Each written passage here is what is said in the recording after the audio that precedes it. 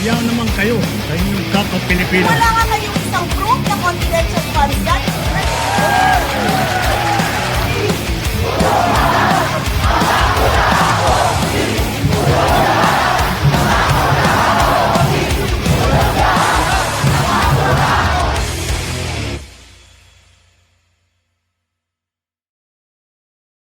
Good evening po sa inyo lahat. Ako po si Christian Esguera and welcome po sa ating Facts First episode ngayong araw po ng Biyernes. Today is Friday the 13th. So it's March 13, 2026. This is a recorded episode pero nare-record po natin itong episode na ito at exactly 6:04 in the evening. Okay? So by the time na pinapanood nyo na po ito, alas 9 na po ng gabi, mainit-init pa rin, no? Ang ating mga pag-uusapan. Okay? So sa puntong ito, we'd like to welcome to our program again. It's been a while since we last had her dito po sa Facts First and we're happy na makakasama po natin muli dito sa Facts First si Senator Risa Ontiveros. Magandang gabi po and thank you for Magandang joining us gabi. dito po sa Facts First. Thank you for inviting me, Christian. Okay, marami-rami po kami i-cover ngayong gabi. No? Simulan po natin dito sa yung talagang issue na napakalapit sa sikmura ng milyong-milyong Pilipino and of course buong mundo talagang apektado nitong conflict po sa Iran. Okay, nakita na po natin yung pagtaas ng presyo ng krudo dito po sa fuel price increase, naramdaman na po natin. No? Ano ba yung sa tingin niyo po ba, ano muna ang tingin niyo dito sa naging tugon ng administrasyon para kahit paano maibsan yung epekto nitong krisis na ito sa ating mga mamamayan? Well, yung una nilang mga panawagan at saka hakbang, okay naman. Halimbawa, yung pag-suspende ng excise tax sa langis, kaagad nilang pinag-usapan, hiningaan ng emergency powers. Okay naman yan, Christian, kung maiksi lang, and we all hope it will be, maiksi lang yung gera. But beyond a few weeks, mas kakailanganin pa ng gobyerno wider-ranging, more comprehensive, and maybe more strategic moves.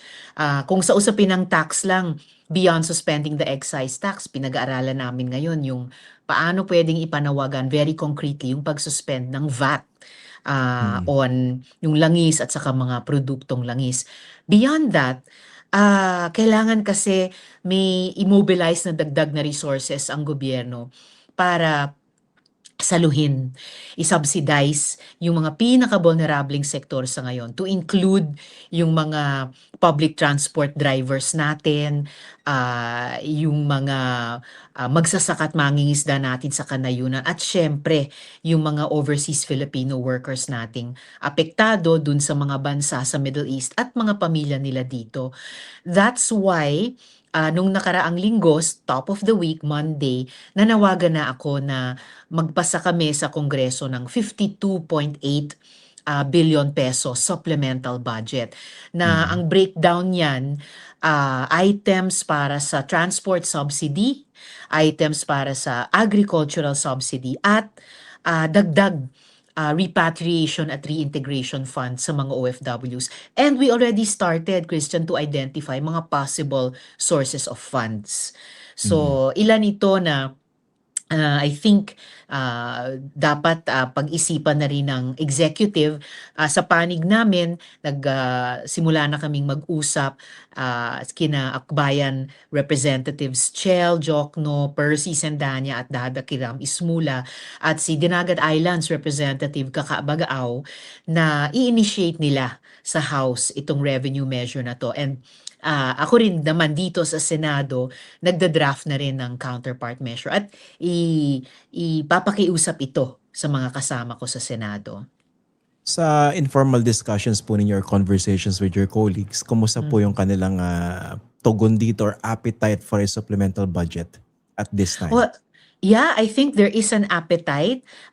Dun pa lang sa pagdinig ng Senate Committee on Migrant Workers, na-bring up na yon particularly ng DMW, no, si Sec Hans Kakdak na humihingi na sila even then ng dagdag na pondo. Nagsalita rin noon yung resource person ng Department of Finance at tinuro niya yung ilang possible sources of funding sabi niya nun yung mga savings, although it's early in the year para tukuyin yun, Mm. sabi din niya yung mga contingent funds ng executive. At yung mga colleagues ko na nandoroon, including Senate Committee on Finance Chair Sherwin Gatchalian, ay madaling pinick up din yung mga terms na to, yung lengguaheng ito. So I think magkakaroon ng suporta para dito.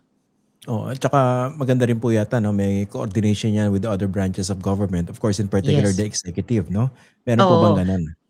Well, by now nakarating na sa executive yung pinag-iisipan at pinag-uusapan namin, and medyo urgent, Christian, hindi lang dahil rumaragasa pa rin ang giyera at kinakabahan talaga tayo na patuloy itong kakalat, but Congress is we're adjourning sine die on Wednesday next week.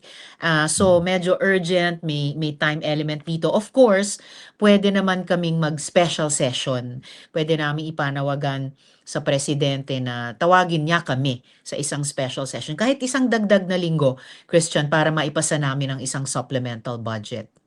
At mukhang open po ba dito yung inyong mga colleagues? So far, yeah, I think so. Batid naman ng lahat yung urgency ng situation, at I think bawat isa sa amin na shock dun pa lang sa unang atake ng US at Israel sa Iran in the middle of supposedly negotiations between the US Mm. and Iran. And lahat kami na bahala, I believe, nung nag-counterattack naman sa Iran, pati sa iba pang magabansa dyan sa Middle East. And tayo bilang mga Pilipino, alam natin na, dumadami yung mga kababayang OFWs na apektado nito. Mm. Yun nga po 'no, medyo himayin pa po natin itong Mm, inyong proposal 'no, 52.8 sure. billion kasi, Mhm. alam 'to ng mga kababayan natin 'pag, sumirit yung presyo ng, petroleum products, tumaas yung presyo ng Yes. gasolina, sanga-sanga na Mm. 'yan 'di ba, kuryente, Lahat. pagkain, tapos Mm. inflation dire-diretso na. Pasahe. Opo. Pamasahe. Oo. Yun Mhm. nga po, bakit po 52 billion and, for instance dito sa transportation sector, yung Mhm. transportation subsidy, ano ba yung nakikita niyong significant o matinong tulong, sa Mhm. ating mga kababayan? Ito yung breakdown dito, Christian, at yung dahilan na ganito yung mga specific concrete figures na nakuwenta ng office ko. Of the 52.8 billion pesos, 12 billion pesos para sa transport subsidy, 2.8 billion pesos para sa agricultural subsidy, at yung karamihan 38 billion pesos para sa dagdag OFW repatriation and reintegration funds. Bakit Mm. itong amounts na to para sa bawat item? 12 billion pesos para sa transport. Ang assumption diyan ay mas malaki or katumbas ng 10 pesos per liter price increase across 3 consecutive months, o Okey. 3 65 na months. aabot over 3 months, over the next quarter, na aabot ng 65 pesos per liter at the 3-month mark. Kaya Mm. nakuwenta namin yung 12 billion pesos for transport. Sa ngayon, sinabi ng Department of Energy, meron na lang silang 2.5 billion pesos for transport subsidy, dahil yun na lang yung continuing funds nila sa ilalim ng Mm. last year sa 2025 budget. So paano naman sasagot ang 2.5 billion pesos lang sa Oo. tinatansya naming 12 billion pesos na pangangailangan? Dako ako dun sa agricultural subsidy. Ang item para doon sa proposed supplemental budget ay 2.8 billion pesos. Ang assumption naman dito ay magtataas yung presyo ng pataba, no, yung urea or fertilizer, at $500 per metric ton, again across the next quarter or 3 months. At yung Mm. 2.8 billion peso na item ay tansya namin para masuportahan ang mga 1.1 million farmers. And then ito kailangan kasi sabi naman ng Department of Agriculture, meron lamang silang 150 million pesos para sa agricultural subsidy. So we're Maliit. calling for maliit talaga, Christian. It's less than 10% ng 2.8 billion na tansya namin kailangang agricultural subsidy. And last and certainly not the least, in fact the biggest item, bakit 38 billion pesos para sa OFW repatriation? Kasi yung 18 billion pesos niyan, ay assumption doon ay 120,000 repatriees or returnees. At ginamit namin yung logistics cost ng DMW na 150,000 peso per returnee. So 18 billion pesos para sa repatriation plus 15 billion pesos income support. Assurance po yan na, o assumption po niya na kahit makapagbigay tayo ng 10,000 pesos monthly stipend, again, for 3 months para sa bawat isa dun sa 120,000 repatries or returnees, plus last sub-item, 5 billion pesos para sa tinatawag naming digital public works or employment opportunity. So ang assumption dito, pwede bang mag-hire ang gobyerno ng 250,000 out of 250,000 returnees with 20,000 pesos monthly salary. So ito yung mga breakdown nung bawat item dyan sa 52.8 billion pesos. Unahan ko na po yung ano, yung ibang Mm. magre-react dito. Baka sabihin nila, Sure. bakit naman ganun, kakarampot, no? Ang basa ko rito, ano to, no? Temporary na ayuda o alalay. Not necessarily That's ayuda, right. no? Alalay. That's Okay? right. So, Mm. kumbaga emergency employment habang Yeah. inintay nating humupa yung ano, yung giyera. Yes. Para sa Tsaka 3 mga months yan, no? 3 months, we're really hoping the war will end before then. Pero kahit yung DFA nung hearing na yon, sabi nila, tansya nila 4 to 8 weeks. So that's 1 to 2 months. So binigyan namin ng buffer ng isa pang buwan, 1 whole quarter. And I'm worried kasi sinasabi nung iba, optimistic pa nga yung ganyang time frame ng DFA na within No one 1 really to 2 knows. months. No one really knows eh. Yeah. Unfortunately, napaka-fluid kapag giyera. Things could widen and lengthen much more than we want. And syempre, ang pinakalaging natatamaan ng masama sa giyera ay yung mga pinaka-vulnerable ng mga tao who never asked for this war in the first place. Doon po sa mga nagtatanong din doon sa mga ano, yung mga non-economic siguro na mga tawag dito, options. For instance, Yeah. although technical economic pa rin naman yan, eh, no? Yung mga 4-day work week, ano po ba nakikita niyo dito sa, anong tingin niyo sa mga ganitong proposals? Well, syempre yung immediate na concerns na nag-a-arise doon, paano naman yung mga arawan, ang trabaho, so Yes. mababawasan ang sahod sa bawat araw na mabawas sa work week. And then there are also concerns about productivity, di ba? Bago pa sumabog itong gyerang ito, we're already facing a slew of economic problems and also desire na i-develop natin ng mas matindi pa pati yung productivity ng iba't ibang sektor ng ating ekonomiya. Pati yung mga sektor na yun na which are demonstrating still a lot of potential to include tourism, agriculture itself, at saka yung ilang bahagi sa ating mga industriya, for example, in the IT industry, no? So, ang hirap talaga na tanggapin, but we have to, no? This war is upon us. So dagdag na layer ito ng constraints sa ating ekonomiya on which we are depending para nga iahon sa kahirapan yung ating mga kababayan at paunlarin yung ating buong bansa. Punta ko rin po yung ano, no, yung political impact nitong giyera sa Iran dito sa ating politika dito sa Pilipinas. Kasi isa po sa mga tinatalakay ko over the past few days, yung the possibility or actually reality, no? From my end, nakikita ko na naman yan na may mga nag-exploit itong situation na ito to further siguro destabilize the administration. Kayo po ba, meron din po ba kayo nakikitang ganon? Well, war, whether outside or inside the country, laging nagdaragdag talaga yan ng malaking element ng instability. Just like the economy, may hinaharap na tayong matitinding hamon bago pa itong giyera, yung politika din natin, it's always under a lot of stress and strain. Matagal nang nilarawan ni Nathan Kimpo yung demokrasya natin bilang contested democracy. And habang under stress and strain, hindi lang yung ating ekonomiya pero ating political institutions, kapag may ganitong giyera sa isang buong rehiyon, sa ating mundo, it makes it harder also, no, to have more stable or predictable spaces kung saan pwedeng i-battle at i-settle yung mga political questions or contests. So, Mm. ano talaga again, nobody asked for this. Pero ito yung ating kinakaharap, and we just have to really get a grip on things with the institutions that we do have, no, such as they are, and i-maximize natin. Ako, nararamdaman ko yun sa Senado.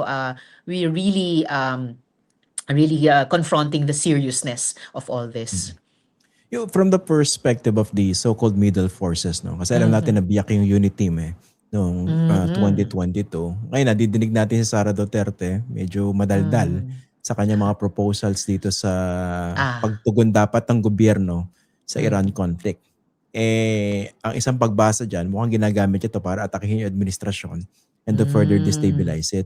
Pero nga, from the perspective of the middle forces, mga political figures like yourself, how should ordinary Filipinos look at this? Kasi talaga namang may makikita tayong mali o pagkukulang lagi doon sa gobyerno. Pero on the other hand, meron din ganitong factor yung mga Duterte.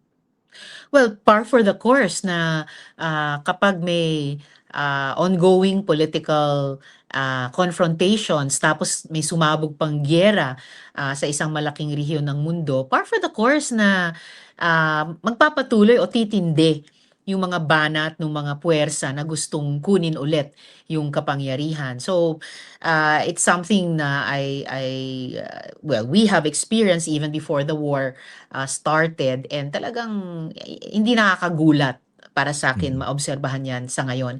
Sa panig naman namin sa opposition, so again, we've continued with our constructive critiques, saka yung pagpresenta namin ng mga alternatibo even before the war started. And lalo na ngayon, mas naging urgent matter of survival nung ating mga kababayan, both physical sa mga nandun sa rehiyon at saka economic survival ng kanilang mga pamilya dito, at lahat nating mga Pilipino na apektado nitong mga sumisirit na presyo.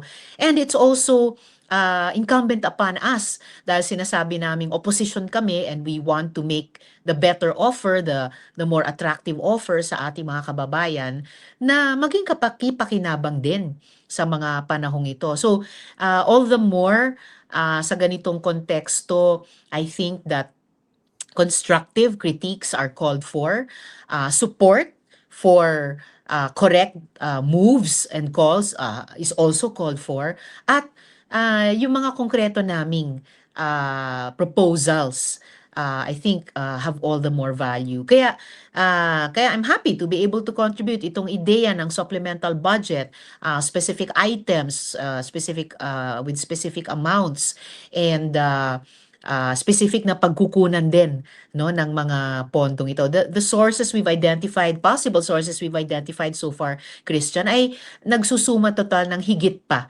sa 52.8 billion pesos. So useful na i-consider ng ating economic managers. Actually, maganda yung mga ganyang proposals, very concrete, very detailed. Yes. At alam mo kung saan nanggagaling yung pondo. Correct. Kasi madali Yes. mag-suggest for propaganda purposes. Pero Lamang. paano naman yung laman? Yeah, if I could share, Christian, yung nakita namin so far, possible sources of funding para dito sa supplemental budget, 70 billion mula sa discontinued flood control projects in 2025, 2.5 billion pesos from the agri-machineries sa PhilMech agency, attached agency ng DA.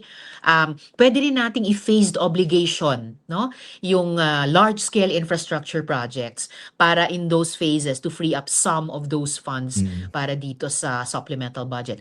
17.5 billion pesos para sa hosting ng ASEAN 2026 summits or meetings. Pagkatapos nilang i-rationalize yan, may ma-free up na ilang funds tingin ko para dito. Okay. Of course, yung walang kamatayang loans and LGU co-financing. So may complementarity din na pwedeng mangyari dito. Pag sinuma natin ito, Christian, that would be 89 billion pesos plus. So above, way above the 58.2 that I think we need. Actually, articulate ko lang yung pwedeng isipin dito ng ordinaryong Pilipino na makakarinig po Aha. nito, no? 52.8 billion lang yan eh. Maliit yan eh, kumpara dun sa Hmm, mga ninakaw dito sa flood correct. control, di ba? Kumbaga maning-mani. Yes, Kumbaga it's something that we can actually maning-mani. raise. Right. And to think 1 trillion yung na dikit na price tag sa flood control scam related corruption nung nakaraang taon. So, ano naman ang 52B doon? What is that? 5%. Oo, mukhang ano Mm, lang yan, no?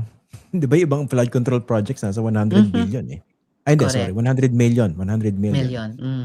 Okay. O sige po, puntahan naman po natin itong ano, no? Napaka-importante nitong ano, anti-political dynasty Yes. bill na Mhm, isinusulong nyo diyan sa Senado. Meron siyang mhm. bill din diyan sa House of Representatives, no? Yes. Matagal yung ginugol yung panahon para dun sa public consultation. Ano po yung Mhm. status itong anti-political dynasty bill diyan po sa Senado? Sa Senado ngayon, nasa period of interpellation pa rin. I'm glad I've had 5 substantive interpellations at may mga 5 pa na kailangan gawin. I was trying to bring it to approval on second reading nung Miyerkules para next Wednesday pwede na sana namin i-approve on third and final reading, which is what nabalitaan namin na timetable daw ng House noon. But it looks like may 5 pa akong colleagues na mag-interpellate next week. And maybe hindi kami mahuhuli sa House. Basta, Christian, I was hoping to bring this in before we adjourn sine die on Wednesday. Pero at the very least, pag-resume namin, pwede pa naming tapusin ito. And that will be my hard stop sana before the next SONA. Para hinog na ito ipatupad sa mga susunod na eleksyon, barangay at SK, and of course, sa general election sa 2028. Okay. So, ano po ba yung chances na maipapasaya ng second reading bago kayo mag-adjourn next week? Well, medyo down to the wire na talaga to. Kasi 5 pang colleagues ang mag-interpellate. Of course, I am asking them if they would like to just raise their questions during a period of amendments. Pero nirerespeto ko kung yung iba sa kanila nagsasabi ngayon na no, they want to fully interpellate. So, i-follow up ko every day, the last 3 days of this session next week. And gagawin namin ang aming makakaya. Doon sa version sa House, Mhm. marami pong bumabanat doon, including Ah, myself. ah, Kasi mukha siyang peking anti-political dynasty bill. Nagpapanggap. mm, Basically, that mm, was an adoption of the Boji D and Sandro Marcos ah, version. And mhm, kung lulusot, ang pangamba ng marami mm, ay it would only legitimize political dynasties with very, very few refinements as they exist now. mm, Yun sa mhm, inyo, ano po yung assurance ng public na at least yung isinusulong yung version, hindi mhm. ma-exploit ng mga political dynasties? Meron kaming marami-raming major features sa Senate Committee Report on the Anti-Political Dynasty Bill na ipo-prohibit ang dynasties up to the second degree of consanguinity and affinity. Bibilangin separately ang prohibited uh, uh, dynastic relatives at the national level at hiwalay pang bibilangin yung prohibited dynastic relatives at the local level.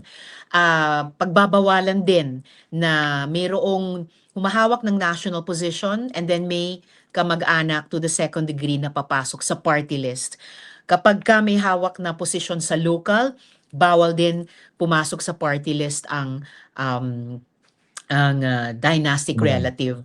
Oo. So, to the second degree. So, marami-rami ang features na ito. And so far, most of them are surviving the interpellation in the Senate. Sa House, balita ko yung party mates ko doon, sina Rep. Chel ng Akbayan and Dinagat Islands Representative Kakabagaw are going to launch a campaign to come up with a stronger version for their house. And of course, I'm hoping na aabot kami sa bicameral conference committee hearing. Doon talaga, kailangan naming pandayin ano ba talaga yung magiging 20th Congress Anti-Political Dynasty Bill. Sana isang legacy para oo. sa ating bayan. Kasi ito yung pinakamagandang oportunidad para talagang isulong na yan, no? Especially kung Yes, paniniwalaan tayo Malacanang na sinasabi, hindi, priority na yan ng Pangulo. Ang listed problema, number 1 sa LEDAC. opo, Nga po, ang Mm. problema, baka ang Mm. lumusot yung version na nagpapanggap na anti-political dynasty.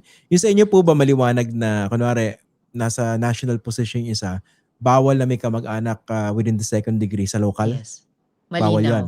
How about Hindi. yung Walang hindi. walang cross prohibition between national and local. Pero may prohibition within national, may separate prohibition within local. Ang cross Okay. prohibition ay sa pagitan ng national at party list at saka local at party list. So pwedeng kunwari senador ako, meron akong, yung asawa ko pwedeng governor. Pwedeng ganon. Okay. Pero Ganon yung, yung inabot naming bill sa Senate. okay. Bakit hindi pa po sinulong yung isang politiko kada dinastiya? Partly dahil, for one, yung bill ko originally at yung kay Sen Robin, out of the 7 bills na final sa Senate, so fully 8 of us filed, 1/3 of the Senate, including 2 dynasts. Sinabi nila, sina Senators JV at Erwin, sinabi nila kami galing sa political families pero gusto namin buksan ng espasyo. Yung bills namin ni Sen Robin were prohibiting to the 4th degree of consanguinity. Pero, kaya ang inabot naming committee report ay to the 2nd degree, party kasi kahit ang COMELEC sinabi nila, this is the only enforceable option. Kapag daw ang pinasa namin ay 3rd o lalo na 4th degree, ma-overwhelm daw ang electoral system or particularly NILA this first time around. And para sa akin naman, basta't makapasa kami ng first anti-dynasty law after 39 years na may kwenta, no, na sabi nung ibang studies, kahit second degree prohibition lang will impact or free up 30% of the local positions. Basta may impact, walang nagbabawal sa mga susunod na kongreso mag-file ng further anti-political dynasty bills para lalo pang palakasin yung prohibition. Sa version po na dinidinig nyo ngayon sa period of interpellation, ano po ba yung practical application yan? Kunwari, ano yung tama niyan dun kunwari sa magkakapatid ng mga senador? May tama talaga. Kaya pinaghahandaan ko rin yung paglapit namin sa approval on second reading. Kasi pinagbabawal yung simultaneous or overlapping holding of national and local terms. So, may practical talagang impact kahit sa ilan sa mga kasama kong incumbents.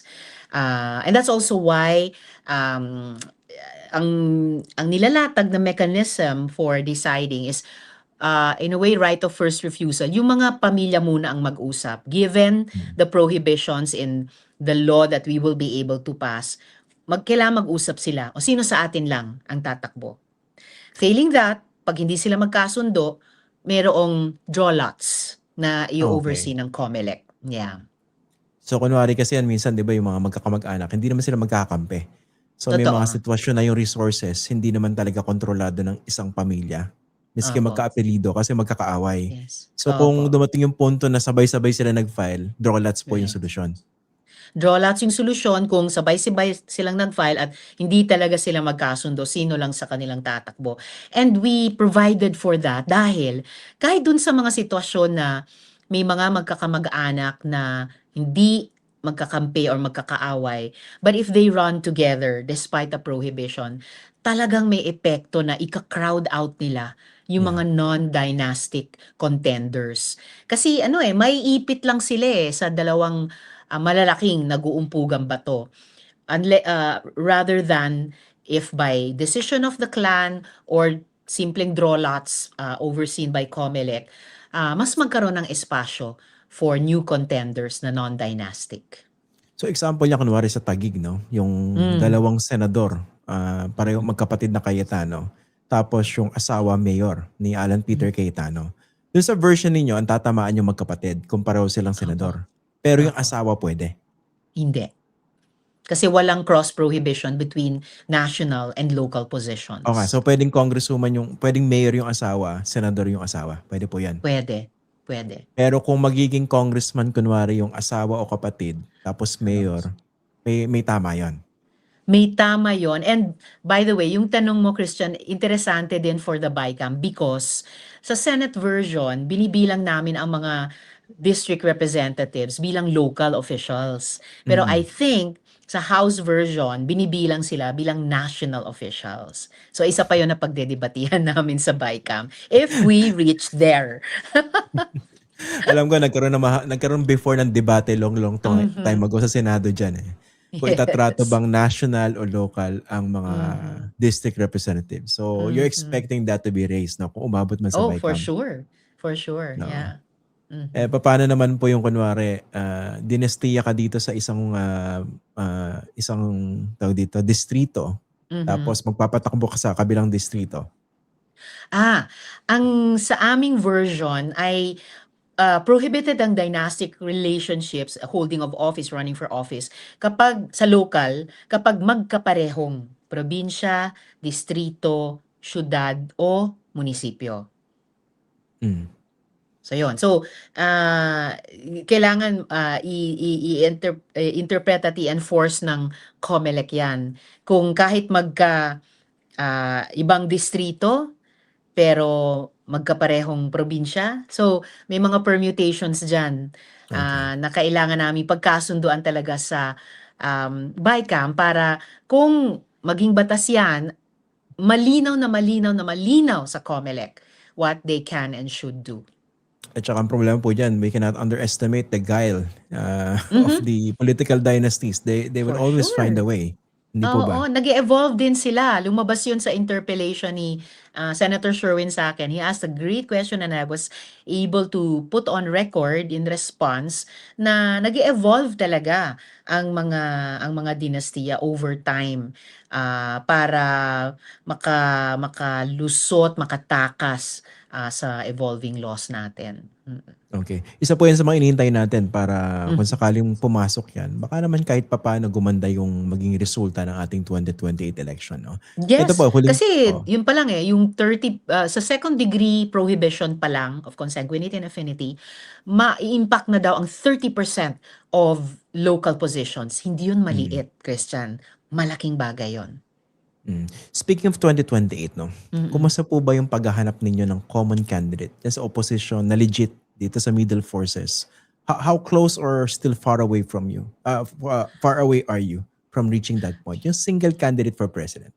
As of today, I can't say yet how close we are or how far away we are. Ang masasabi ko lang ay I am still open and willing. Ako pa lang naman nagsabing open and willing. I mean, bukod dun sa nag-anunsyo na, no? So, Si Sara I'm Duterte. yes, oo. So, pero sa iba or sa opposition, ako pa lang naman ang nagsabing open and willing. So, I am working very hard to be able to decide whether deserve ko ba na na na maging iyon, no?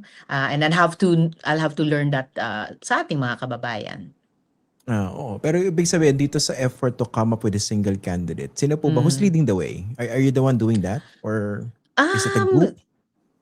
well, there was a group na nag-usap, pero ngayon I think and I'm not leading the way right now. No one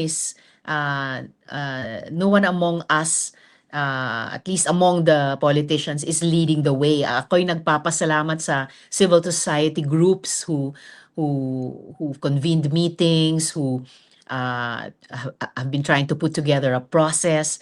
Oo. Pero sa ngayon, I can say that I am not, no one of us is leading this.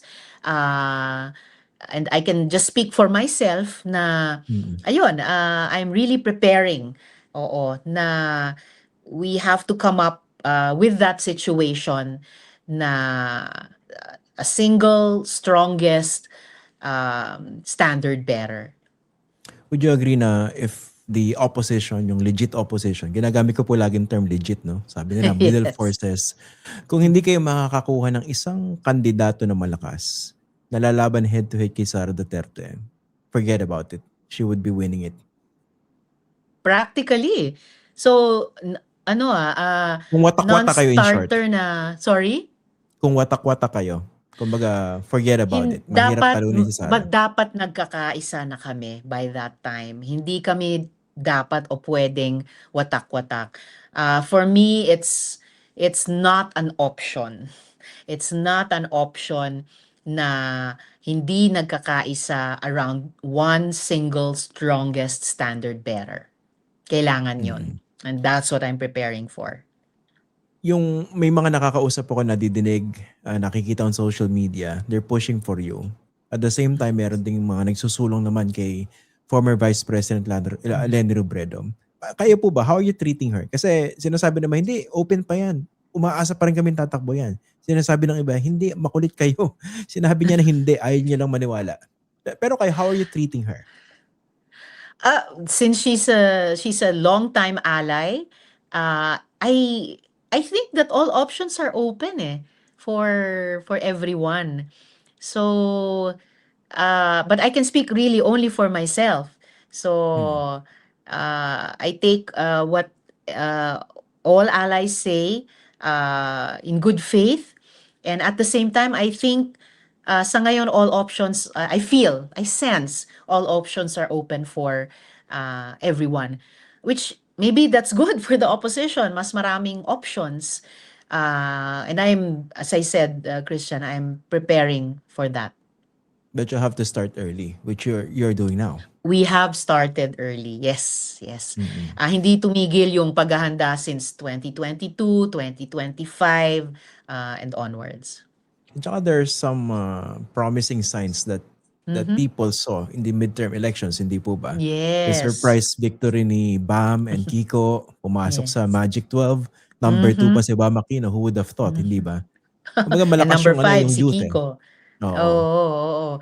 Well, the youth came out strongly for our senators, though they also came out strongly. The surveys show for candidates of the president and of the vice president. Kaya patuloy yung pagre-reach out namin sa kanila para sa mga susunod na contest. They were also part of the victory of Akbayan, the victory of ML Party List and other allies. So good signs na pinanghahawakan ko at pinanghahawakan namin leading up to 2028. Opo. Bilang panghuli po, Senator, no? Alam natin na in the meantime, yung administrasyon, walang kandidato. I may be wrong, pero wala tayong nakikitang malakas sa kandidato administration. And some people are thinking, baka it would be prudent for the middle forces, for the legit opposition to somehow coalesce or align themselves with the administration. Is that something that you're open to? What I can say is, if and when that time comes na mag-aalok sila, personally, kailangan kong balansehin sa core values ko at ng mga kaalyado, long-time allies who shared the same history mula nung martial law dictatorship. At babalansehin ko yon with anong degree of pragmatism na kailangan and that we can mutually accept, no? Para maipanalo ang opposition sa 2028. So that's also something sa gitna ng lahat ng paghahanda ko ngayon that I'm preparing to face if and when that encounter comes up. Kasi talagang ang taas ng stakes sa 2028. It is an existential moment para sa ating bansa, Christian. Yan nga po, nabanggit yung existential moment. Kung sakaling manalo si Sara Duterte, anong klaseng Pilipinas ang nakikita ninyo? I would rather imagine a different Pilipinas, Christian. Kaya talagang pinaghahandaan namin ng napakalakas, not just to make the best possible offer sa ating mga kababayan at kapwa-botante, but para mangyari yung sitwasyon na we will be in the position na ipatupad yan. Something different, something new, something much better kaysa sa naranasan natin noon na may prospect ngayon na maulit lamang. So something different and new and better na pwedeng pagkaisahan ng mas maraming Pilipino. Okay. Senator Risa Ontiveros, maraming salamat po for joining us tonight. Sa ulitin po, sana hindi po kayo nadala. Ulitin. Yeah. Salamat po, ma'am. Never. Thank you po. Thank you, Senator. You're welcome. Ingat. Bye. Ingat po. Yan po si Senator Risa Ontiveros. Ayan, nakasama po natin dito po sa ating episode ngayong gabi. Kayo ba na-imagine nyo na? Of course, magkakaiba tayo ng sagot eh. Depende kung ang kinakausap natin dito, yung mga panatiko ng mga Duterte, yung mga Diliwan, mga Pinklawan, yung mga kaliwa. Depende yan, no? Pero sa perspective ko, no? Kung i-interpret ko yung sagot ni Senator Risa Ontiveros dito sa huli nating tanong, para bang unimaginable eh. Ang sa akin, ang tingin ko po dyan, a Sara Duterte presidency would be much worse than the Rodrigo Duterte presidency. Isa po malaking good luck at isang malaking God bless sa ating lahat. Okay? On that note, maraming salamat po for joining us tonight. Ako po si Christian Esguera. Have a blessed weekend ahead. Magandang gabi po.